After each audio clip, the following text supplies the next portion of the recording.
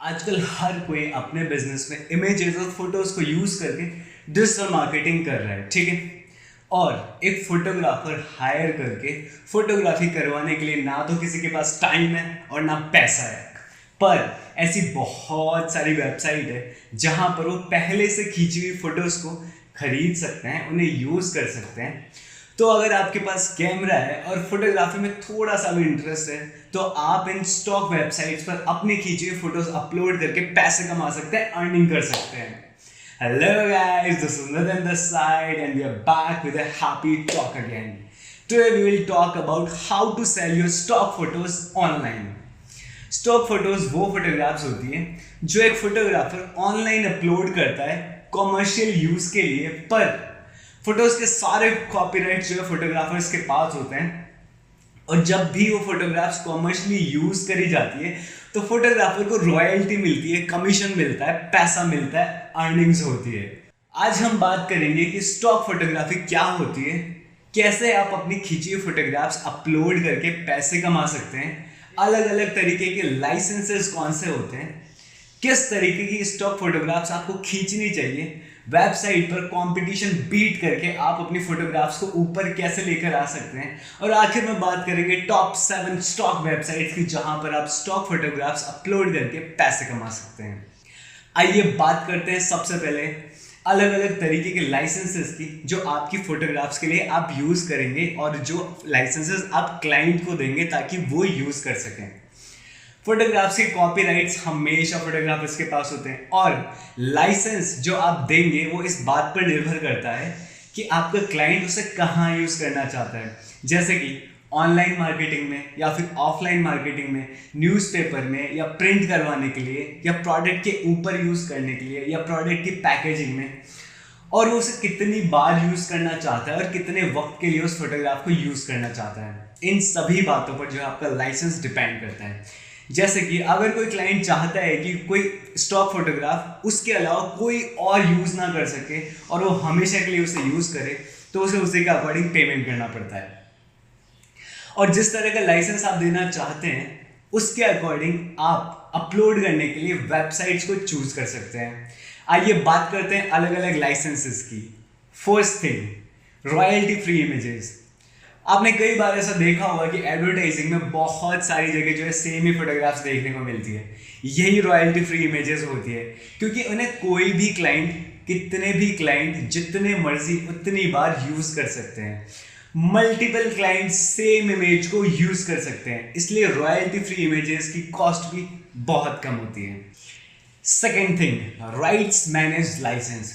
Rights manage license content expensive होता है क्योंकि बड़े कॉमर्शियल क्लाइंट्स इसे यूज करते हैं, क्योंकि वो इसे कॉमर्शियल प्रोडक्ट्स और एडवर्टाइजिंग कैंपेन्स में यूज करते हैं। इसलिए वो नहीं चाहते कि इन स्टॉक फोटोग्राफ्स को कोई और यूज करे, इसलिए इनकी प्राइसेस भी हाई होती है।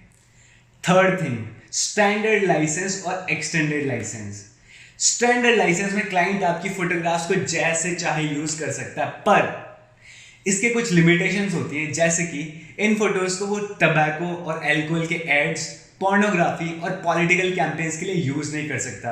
किसी प्रोडक्ट के रीसेल के लिए भी इन्हें यूज नहीं किया जा सकता।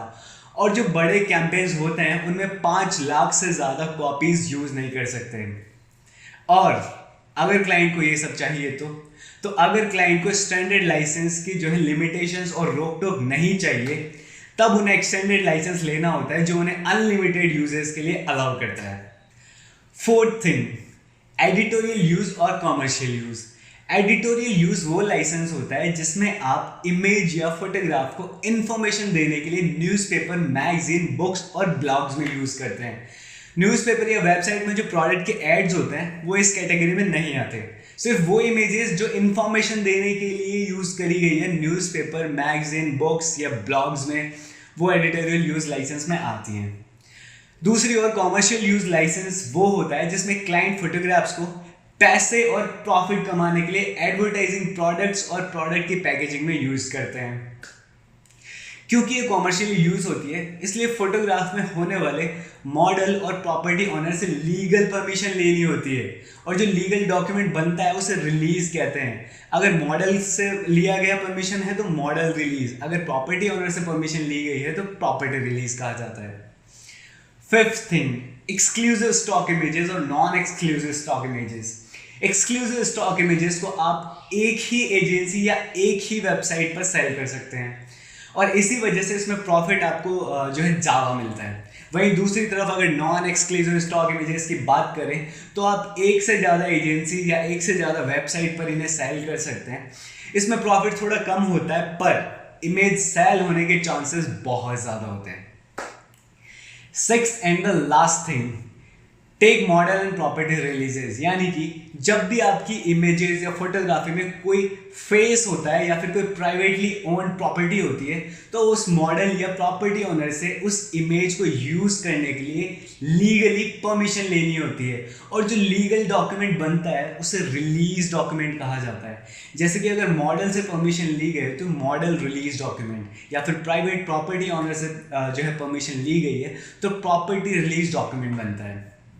तो ये बात हुई लाइसेंसेस की। अब बात करते हैं कि किस तरह की फोटोग्राफ्स आपको खींचनी चाहिए, कैसी फोटोग्राफ्स स्टॉक फोटोग्राफ्स में काउंट होती है।